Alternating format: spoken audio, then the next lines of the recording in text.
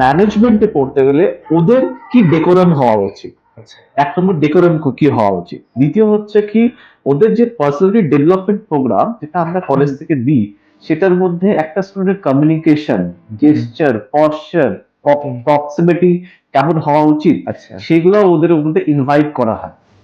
তৃতীয় হচ্ছে একাডেমিক, যেটা আমাদের বিদ্যাসাগর ইউনিভার্সিটি থেকে অ্যাফিলিয়েটেড আছি আচ্ছা। আমরা, প্লাস আমাদের এআইসিটি অ্যাপ্রুভ কলেজ ক্যাম্পাসটা, তো সেখানে ওদের একাডেমিক যাদের ইম্পার্টেশনটা বেশি ভালো হতে পারে। চতুর্থ হচ্ছে প্লেসমেন্ট। এটা প্লেসমেন্টটা হওয়ার জন্য সব থেকে প্রথমে কি হয়, আমাদের প্রথমে এটার জন্য তোমাকে পুরো আমাকে এমবিএ ব্যাপারটাকে পুরো বোঝাতে হবে, কারিকুলাম অ্যাক্টিভিটিসটা কি করে হয়। তো আমাদের যেহেতু এমবিএটা 2 বছরের, তো 2 বছরের মধ্যে 4টে সেমিস্টার হয়। 4টে সেমিস্টারের মধ্যে ফার্স্ট সেমিস্টার যেটা হয় সেটা হয় জেনারেল সেমিস্টার।